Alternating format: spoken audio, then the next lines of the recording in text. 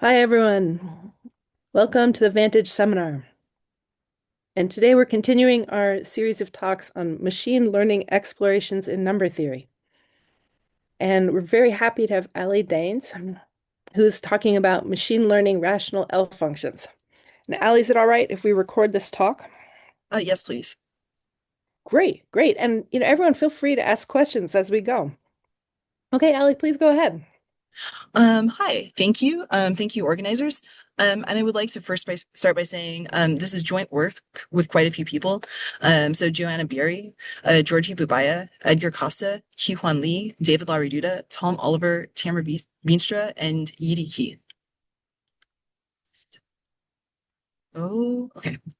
Um, so a couple years ago at a math and machine learning workshop at Harvard, basically they were like, hey, we have the LMFTB, we have large data sets of number theoretic objects. What can we do?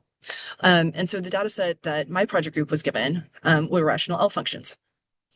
L functions are fundamental objects in number theory.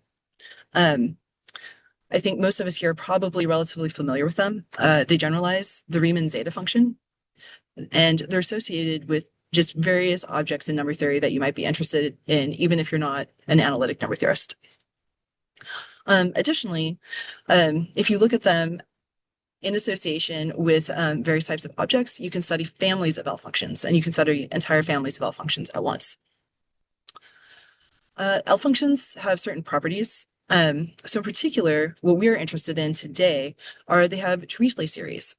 So you have these sums of these with coefficients a sub n that are multiplicative. So you can know just what happens at the prime powers and deduce the rest. They also have functional equations, and I'm mostly giving you this so that you know they have it and also to define some terminology. So they have gamma factors that are defined in terms of gamma functions, and d is going to be the degree, and it is roughly the number of these gamma factors.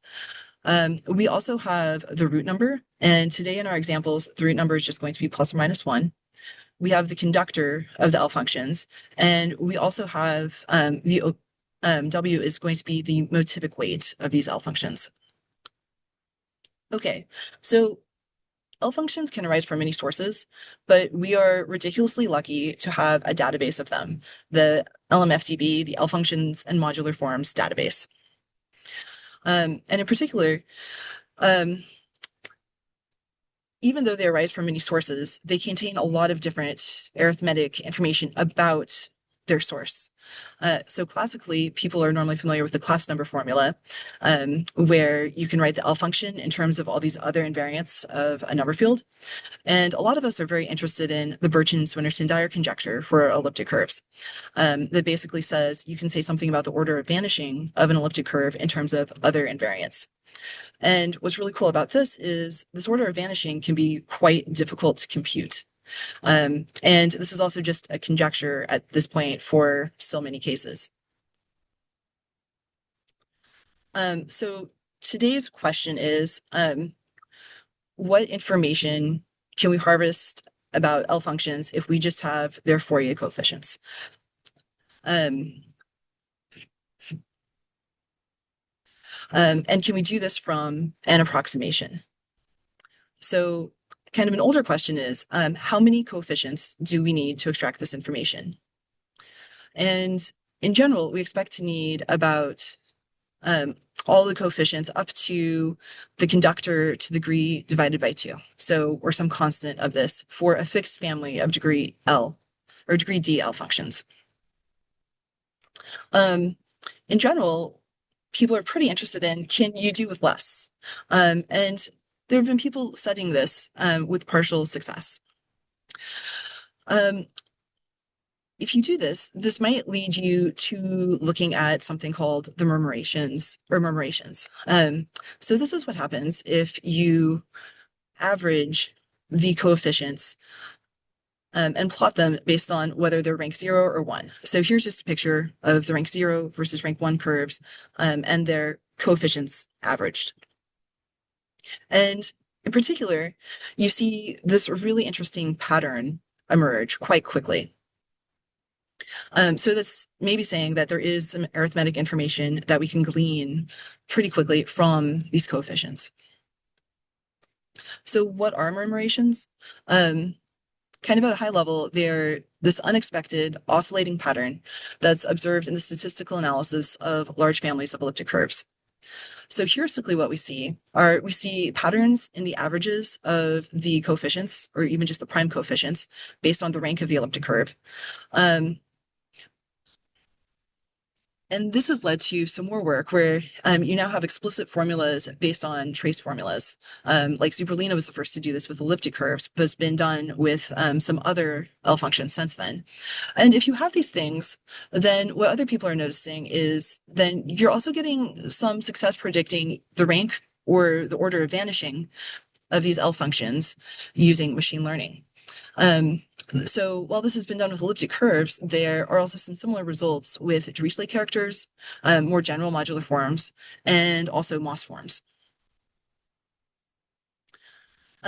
So today, the question is, can we learn the order of vanishing on a set of L functions from different sources?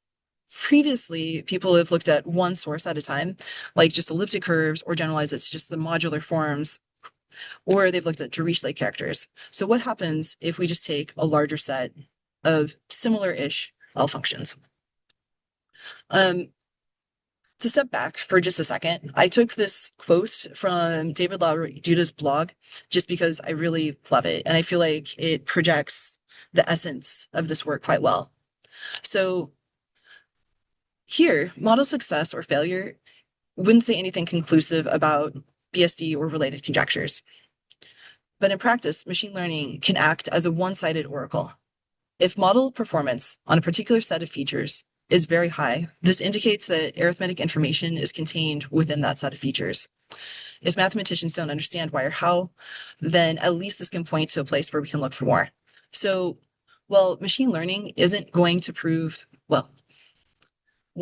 this type of machine learning that I'm going to do today isn't going to directly prove any theorems. What it can do is point us in the direction of some interesting questions. Okay, and another heuristic that we're going to use today are Maestro-Nagao sums. So these are sums of the APs of elliptic curves. So here we're just looking at these for elliptic curves, and you have some bound B, and you're taking all primes up to some bound, and you're getting a Maestro-Nagao sum. And these have been used in the literature for quite a while as a heuristic to predict the rank of elliptic curves. And interestingly, in 2024 paper, Murmurations and Maestro-Nagao sums, the authors examine and see an oscillatory behavior in these sums similar to murmurations. So this maybe says that while you can throw fancy machine learning at some of these problems, it is also worthwhile looking at some of the just more linear models and seeing if you get any mileage with those. Okay, so what do we do? In our 2024 workshop for math and machine learning at Harvard, we did some experiments with a set of just rational L functions. So what did we have? We had a data set from LMFDB that contained almost 250,000 rational L functions. So by rational, we just mean that all their coefficients are rational numbers. And actually, they're integral, they're integers. We took the root analytic conductor to be at most 4. So you have the conductor. The root analytic conductor is just the conductor to the dth root, where d is the degree. And we're using this to kind of look at all rational L functions that are, you could say, maybe have the same arithmetic or algebraic complexity. So we're not looking at like really small ones and really big ones. We're trying to keep them about the same size. Additionally, if you start letting the root analytic conductor get much larger, then this starts to skew the data set because we have L functions coming from all these different areas, and some of them are more complete at larger scale than others. Okay, so we have about 250,000 rational L functions. And what we do is we restrict to the primitive L functions, and we still get a good deal. And then for each of these primitive L functions, we have a vector that is just the a sub p's for all primes less than 1,000. If you would like this actual exact data set, then it's just here on Zenodo. Okay, so here is what we got from LMFTB. This is not how we got them, but if you want to start playing around and looking at some, all you have to do is go to the rational L functions and just put root analytic conductor from 0 to 4. Okay, so what does this data set look like? So here's an upset plot of the data. On the left-hand side, this tells you how many of each type we have. So here you can see we don't have very many Dirichlet or Artin. We only have a few elliptic curves over Q. We have more Hilbert modular forms. We have quite a few classical modular forms. Even more genus 2 curves over Q, quite a few Bianchi modular forms. And overall, we have a ton of elliptic curves over number fields. The other thing to note, though, is there's a lot of overlap in all of these data sets. We are using an upset plot because we tried, and this is horrible to try and do a Venn diagram of. You really don't want to try. So then what you're seeing is the intersection size. So here you can see that there's a lot of intersection between the Bianchi modular forms and the elliptic curves over number fields, as one would expect. And so you can just go and see how big these intersections are. And so you can see that, say, like the elliptic curves over Q are pretty much all, well, they are all classical modular forms. Okay, so the next thing we had to do is normalize our data. So we have our L function, and we have for each one a 168 long vector of these integer coefficients. And we use two different normalizations. The first one we use for creating rememoration images is the following, because this is what's been classically used in the literature. However, for machine learning, what we would really like is for everything to be normalized into the same range. We know because of the Hasse bound that that this range can vary depending on the degree and the motivic weight, and it varies from prime to prime. But because of this, we can also normalize into the range -1 to 1 for all of our coefficients. Okay, so if you just take the entire data sets, so these are the primitive rational L functions, and if you just repeat the murmuration image for these, so you are just here for order of vanishing 0 through 3, we are just averaging the A sub p's at each prime. And this is definitely not as clear as in the elliptic curve case. You see some separation at the start, but you don't see the oscillatory pattern, and it definitely looks pretty muddy to me. But, you know, we can go forward and see what happens, because you do see the separation at the start. And, you know, maybe we just didn't have enough data. Maybe we didn't go far enough. Who can say? Okay, so now what machine learning algorithms are we going to use? Whoops, I forgot to cite some things. First, we're going to use principal component analysis, because this has been, because one, due to the Dijkstra-Nagel sums being useful for elliptic curves, and due to some other papers where they have showed good separation for just elliptic curves using principal component analysis, we're going to try that. Similarly, people have studied neural nets on using neural nets to look at the rank of elliptic curves with some good accuracy. And finally, because of the linearity, we're going to look at linear discriminant analysis. Okay, so we started with the principal component analysis. And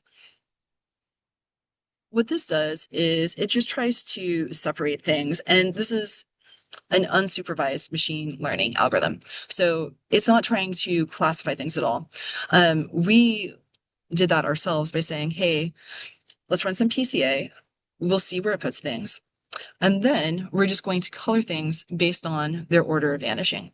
So you can see, like, the order of vanishing zeros are clumped together, 1 is clumped together, 2, 3, and the few that we have that are 4 are right here. So while it's kind of messy, I mean, you're kind of hopeful. Maybe it's showing you something. And right now, we are just projecting PCA onto just two axes. You could easily do it onto three and see if that gives you a little bit more separation. So we've done so. And I mean, maybe not. Um, but it's interesting because it does appear that things are somewhat grouped. Okay. Oh, Aly, just sorry, one question. So when you Yeah, do these projections, what are the axes labeled by or they're the different components that you get doing PCA. um So when you're doing PCA, you can tell it to do it in as many components as you want, and is going to try and separate things to where looking at these components, you can get some separation of the data set. And so I'm just projecting onto these components. thank you.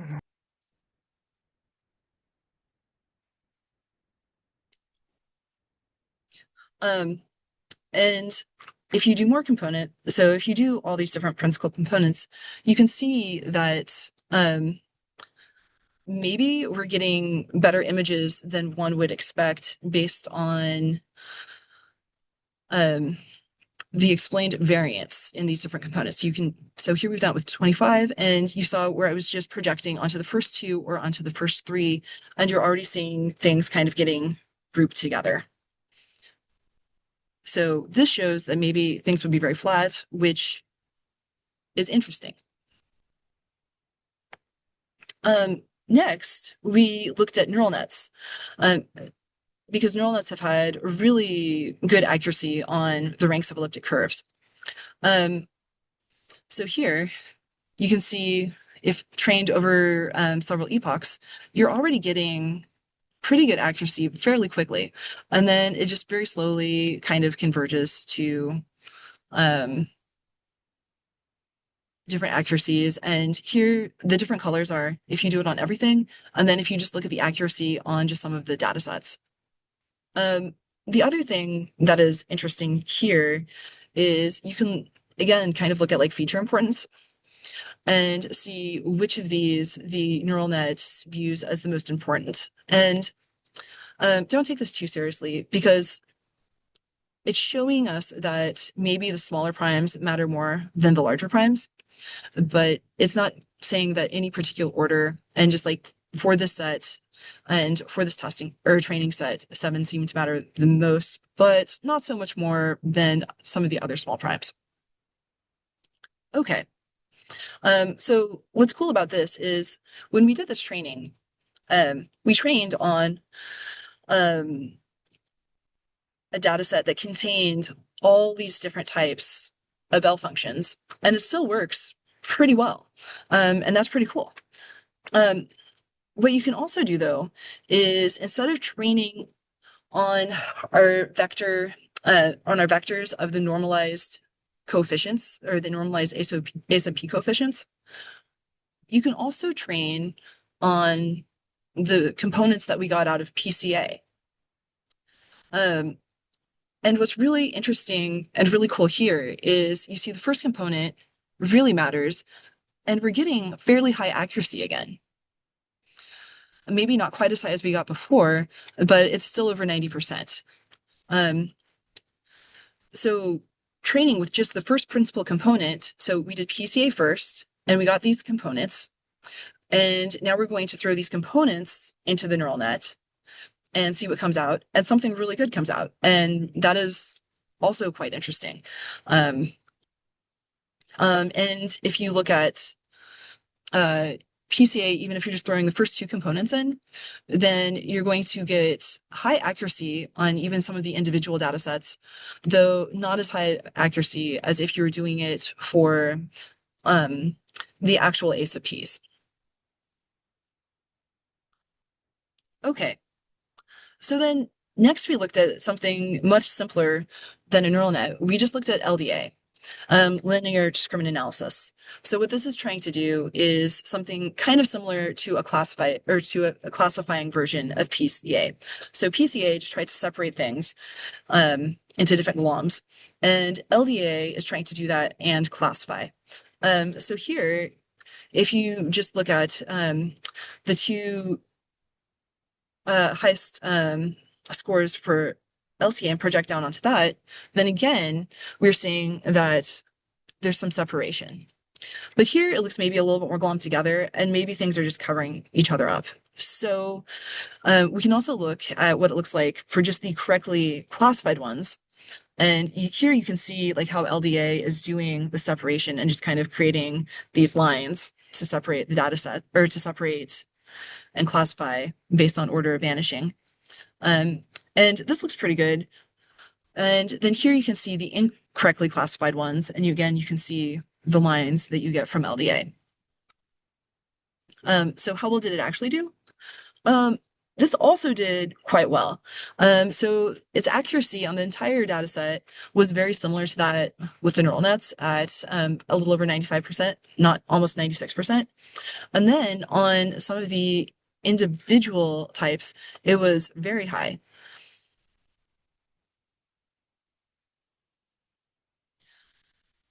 Okay, so the upshot of this is rational L functions as a data set seem to be maybe agnostic to their source when normalized accordingly, and maybe not agnostic. Maybe that's not the best way, but like they play well together. So if you train on all of them at once, you can still do well on individual types or just well on a test set based on all of them at once. And this is also showing us that techniques that you might use for a specific class of L functions, you should have some hope that it will generalize. A lot of this was based on work first done with elliptic curves, and it generalizes quite well to these entire data or to this messier data set. The first principal component does quite well, and it strongly contributes to training accuracy. Neural nets do well, and they do surprisingly well if you're just giving them the PCA components. And even though it is a very simple machine learning algorithm, linear discriminant analysis also gives really good predictors for the order of vanishing. The one thing to take away, though, is the data set is quite skewed. If we go back to the upset plot, then you see a lot of it is on elliptic curves over number fields. So maybe take some of this with a bit of a grain of salt. Okay. So some questions one might ask if you poke around the LMFDB page, you see that you can have rational L functions and they also have non-rational L functions. So how do these tools perform on non-rational L functions? Well, I'm pretty sure David's going his talk coming up shortly. So another question you can ask is, how well does one type of L function learn on another? So this is transfer learning. If you train on one type of L function, but test on another, how well does this do? And let's find out. But to do so, we need to restrict our data set a bit more. So we're going to restrict to primitive, which we've already done. We're going to restrict to the L functions that have order of vanishing 0 and 1, because the Dirichlet characters only have order of vanishing 0. So it does not make sense to test or to train on those and then test something else, because it's just never going to see higher orders of vanishing. And we're also restricting to motivic weight 1. And a lot of this is so that we have a reasonable amount of data of each type. So we're getting rid of the sets that would just be very, very small.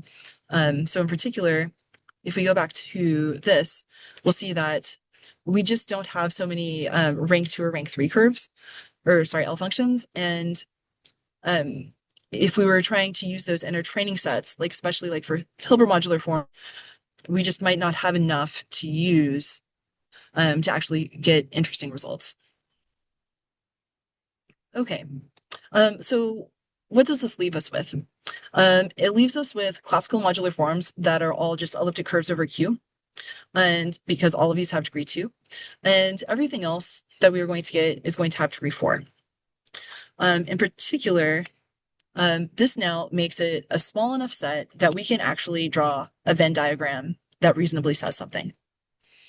So what we're going to be looking at are the data sets listed here. And you can see we have quite a few Bianchi modular forms and Hilbert modular forms, and genus 2 curves, and we have a much smaller set of classical modular forms. So we are going to restrict to these 4 data sets.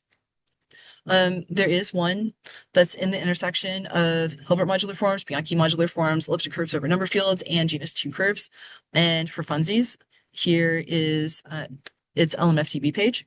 But just so that we are always training on a data set and testing on something that's completely different, what we're actually going to look at are the Bianchi modular forms that, even though they're all intersected with the elliptic curves over number fields, we're just going to refer to them as the Bianchi modular form set. Similarly with the Hilbert modular forms, and we're only looking at those that are only in that intersection. We're going to look at just genus 2 curves that don't belong to anything else, and then the classical modular forms. And thank you, Tamara, for making these for me.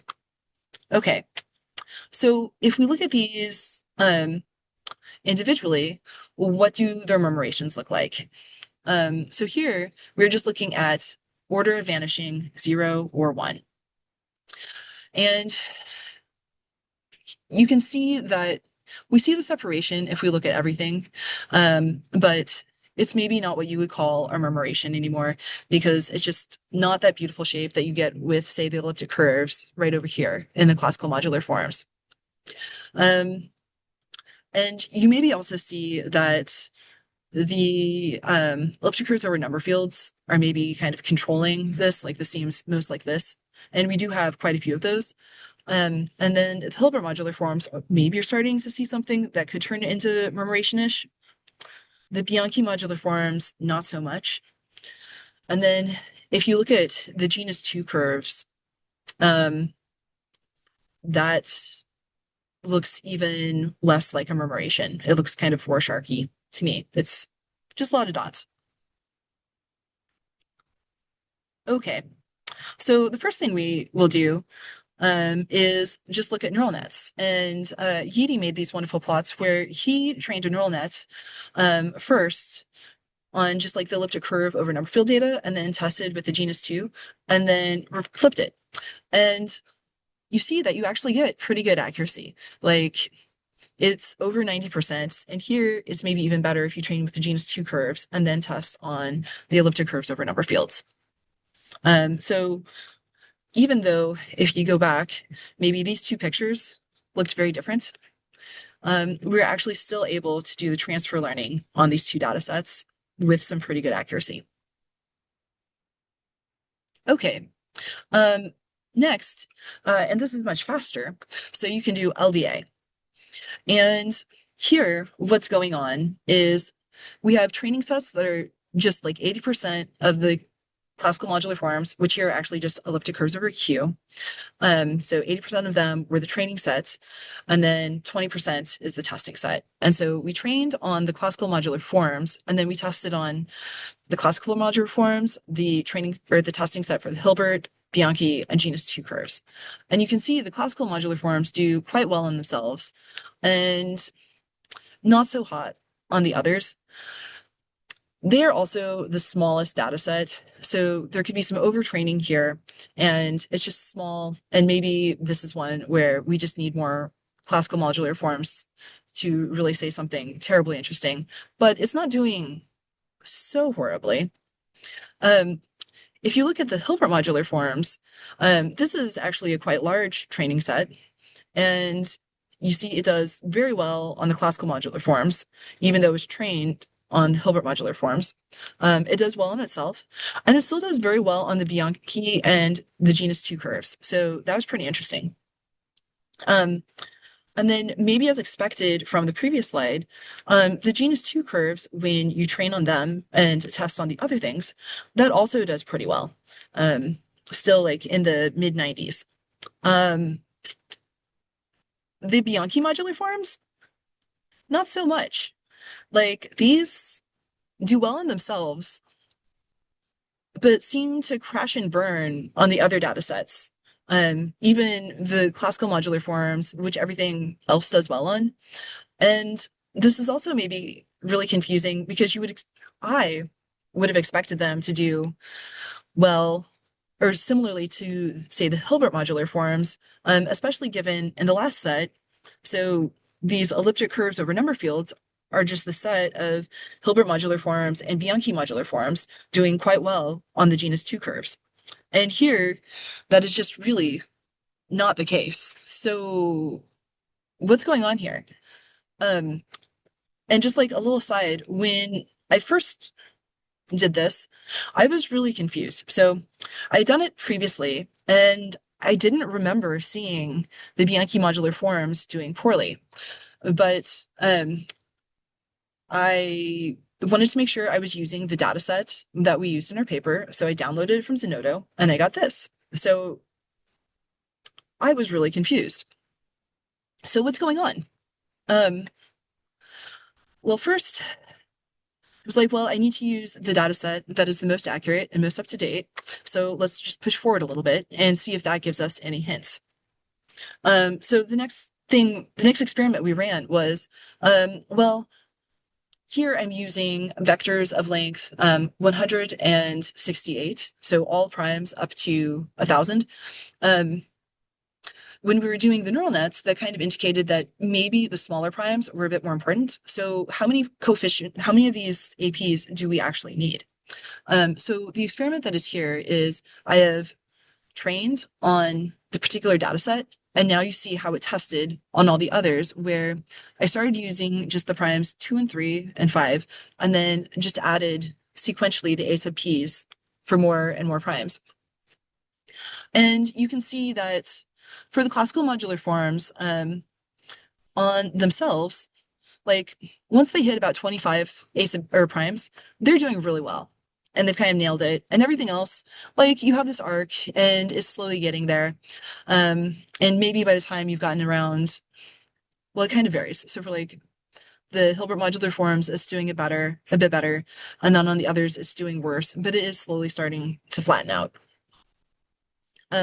You see something similar for the Hilbert modular forms where um, you hit this point where this inflection point where everything just seems to kind of flatten out after that and do quite well. And these inflection points aren't super high. Similarly for the genus 2 curves.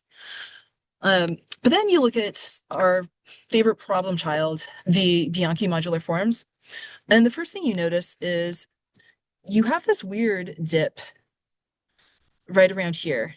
Um, and then, and so like there's some prime that as soon as you put it in, it just kind of tanks your data for a little bit, but then seems to recover.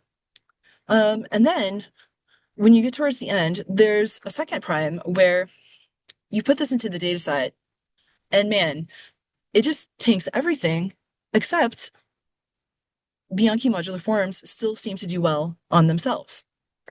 What is going on here? This is really weird. So like the Bianchi modular forms are doing very poorly, and this is not something I would have expected. And if you go back, we have those two dips. So what primes do these two dips occur at? Well, the first one occurs at the prime 167, and the second one occurs at the prime 887. So if we go back, we did have this original data set that I was using when I first did this, where everything looked a little bit better. And what was up with that is we were missing just two labels. We weren't missing L functions. We just had two L functions that were just missing an additional label. These two L functions were labeled only as ECNF when they should have been labeled as both ECNF and Bianchi modular forms. And here are these two L functions. Here are two problem children. Okay, so if you look at these, what you'll notice is so now we're going to just focus on the Bianchi modular form data set. When you put these two curves into the Bianchi modular form data set, then well, previously you had four columns in this data set that were just zeros. So before these two forms were put in, the columns at these primes, all the A sub p's for all the Bianchi modular forms were zeros. Once you put these two forms in, you now have a non-zero specifically given to you by the first of these two Bianchi modular forms. And so at our first problem, um, and then at our second, um, well, this one wasn't a problem. So, but it was a column that was zero and is now has one non-zero when you put in this new curve. Um, the column 503 still just remains all zeros. And then the column 887 now has one non-zero given to us by the second mislabeled Bianchi modular form. So in the old Bianchi modular form dataset, all these columns were zero. Now three of them have one non-zero entry. And what's also interesting is we don't have this for any of the other subset. All the other subsets have columns that have the density that you would expect given the data set. So no other zero columns. They all basically span the values you would expect to get from the Hasse bound.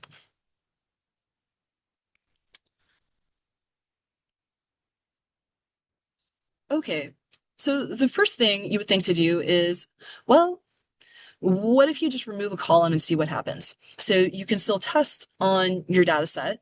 So we have you can still train on your data set. So now I am just taking the correct data set of all the Bianchi modular forms, and I'm just taking out one prime column at a time, except for the first line. This one, I've taken out all four of these columns that are potentially zero. And if you take out all four, you see that you actually do pretty well. Like you're now in the mid 90s for your accuracy, or even like the high 90s for the classical modular forms, where before that was, only like 77%. If you just take out only the prime column 167, you still do poorly. Just the prime column 479 or just the prime column 503, all of those still do relatively poorly. It seems that it's really just one of these four columns that's really affecting things, and that is the prime 887.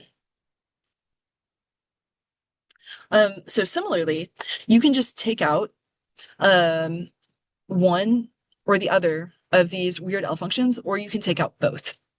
So if you take out both, then you get really good scores. If you take out, if you have neither of them in, then you get good scores. If you only put the first one in, then you also have good scores. And so it's really the second one and that column 887 that is giving us some problems here. And you can also see this if you just go and train by adding in primes. So if you don't have either of these L functions, everything just smooths out nicely. If you only put the first one in, then you see the dip. If you only put the second one in, or the 887 in, the second one in that hits the column 887, then you see this crash. And if you put them both in, then you see the dip and you see the crash. So what's going on here? This is where we might want to recognize that for the Hilbert modular forms and the Bianchi modular forms, even though we are looking at those that are rational L functions, these are associated to elliptic curves over number fields. And for these guys, there's a slightly more general form that they in general take, and here they just happen to be integral. So instead of just summing over the integers, you're going to go over the ideals in OK, so the integral ideals. And for each of these, you're going to get a coefficient, and then you're going to look at the norm of that ideal.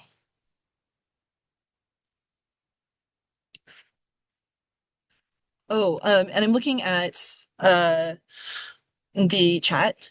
Um, these curves are correct. These are not bugs in LMFDB. Um, yeah. We check the L functions, we check the curves. LMFDB appears to be correct. This is not a worry for my talk. I think this is more, well, we'll see.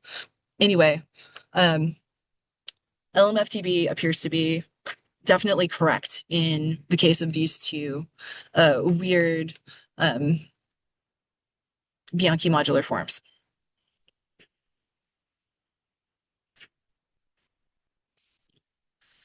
I mean, we did check, but we're just like maybe, but no, they were fine. Okay. But how do we actually get these coefficients? So all the fields here for the Bianchi modular forms in our data set are quadratic fields.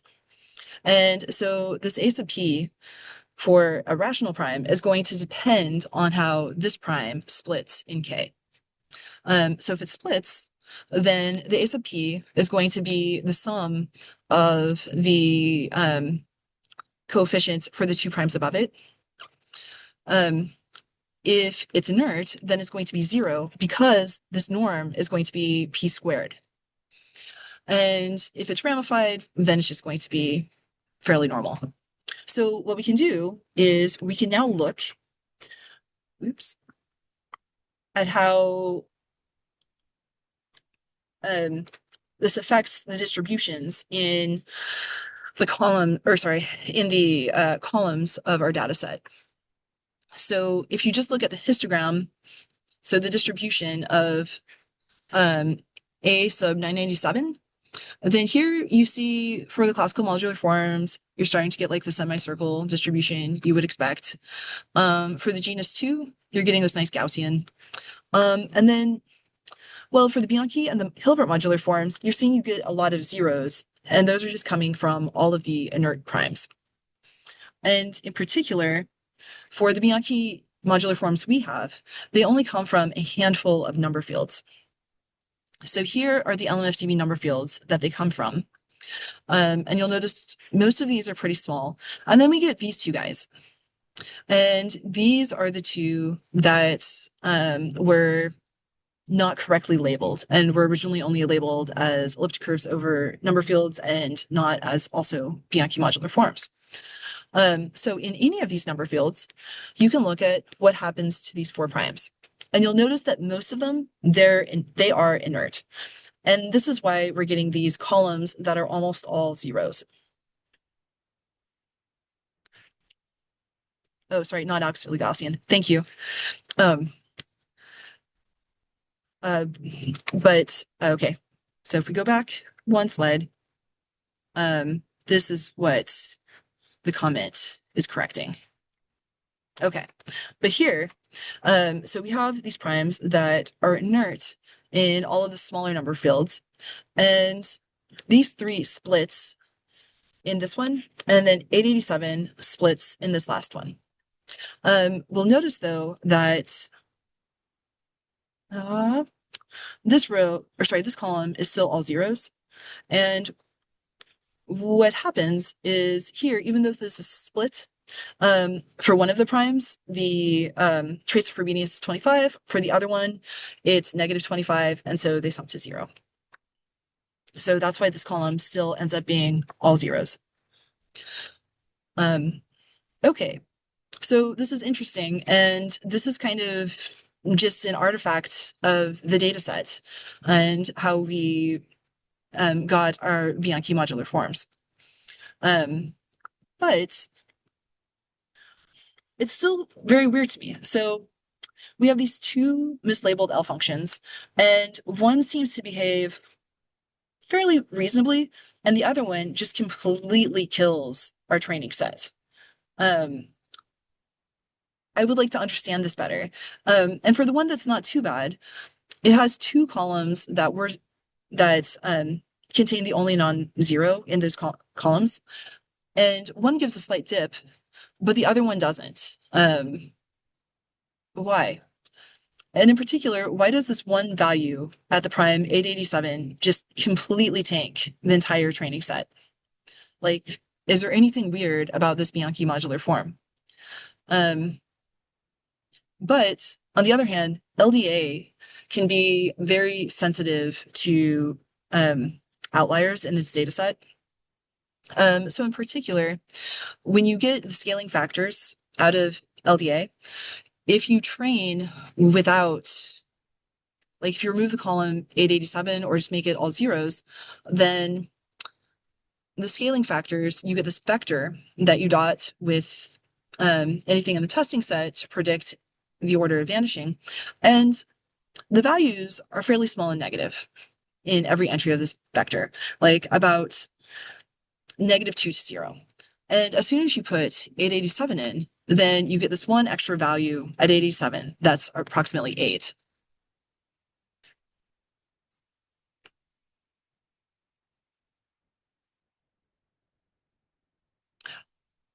Um, so Tamara and Andrew just asked, if you only train on the primes up to 887, does it similarly tank the data set? And no, that's what's going on in, if I understand your question correctly, the answer is no. And that's what we see in uh, this graph. So here, if we only train up to here, everything's looking good. And then as soon as we add that first, that's where you get this. And so if you just, it's just very sensitive to these two prime columns and not any of the others. Did that answer your question?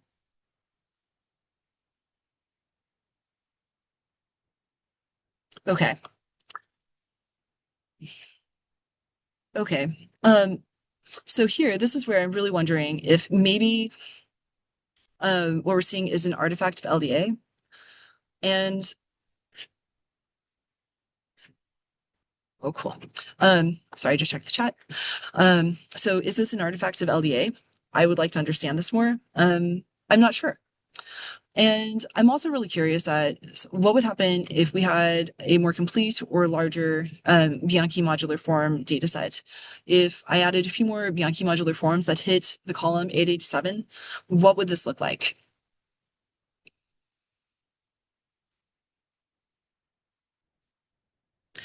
Similarly, you can ask, well, because LDA can be very because it really can depend on outliers and those can really skew the data set. What if you use a more robust machine learning algorithm? So here I try it with a support vector machine. And this is where it's making me wonder if this has something to do with LDA, because here the Bianchi modular forms on the up-to-date training set containing both of the weird ones looks great. Um, so maybe this is just an outlier thing that has to do with LDA. So there's no weirdness for other types of machine learning, such as the linear support vectors, which I just showed you, or I'm not going to show you the decision trees because that was just really bad, but it was consistently really bad. So the LDA, it's known to be quite fragile against outliers, but I think this is still particularly striking. Uh, it seems like it's just this one outlier really causes this. And I would expect other outliers or maybe to be able to futz with the data a bit more to like do this similarly. In particular, I would expect the other L function that doesn't cause problems to cause problems. But the upshot is transfer learning appears to do remarkably well on the different rational L functions. I mean, it does great if you're using neural nets, but it does quite well even if you're just using something as simple as LDA. Um, some future directions that I'm very interested in are I would like to raise the analytic rank. So that means I need to raise the root analytic conductor to get more data. And now we have to deal with the skewedness of the data, but that would be interesting to do. What would happen if we could get just a few more Bianchi modular forms that hit some interesting columns? What would that look like?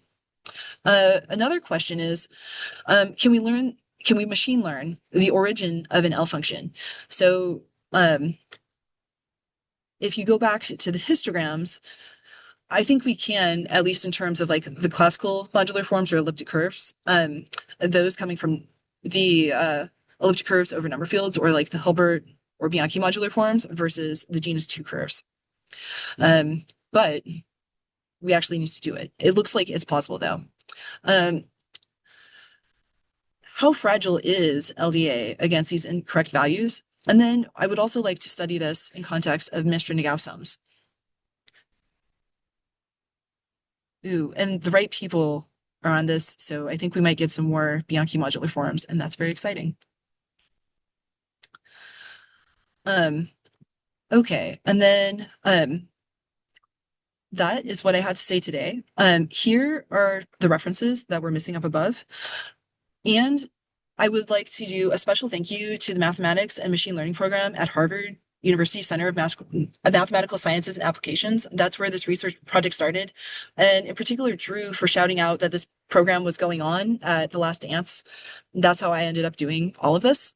And finally, here's just a little teaser for things you might see in the next talk. So can you transfer learn on non-rational L functions? And the answer is it's not amazing, but maybe. So here are the MOS forms and compared to the other data set. And here I'm using just the nicer Bianchi modular forms. I left the two problem children out. So maybe next week you'll learn more about MOS forms and maybe they're better. Maybe you need to use more A sub n's and David will tell you about that stuff. Thank you.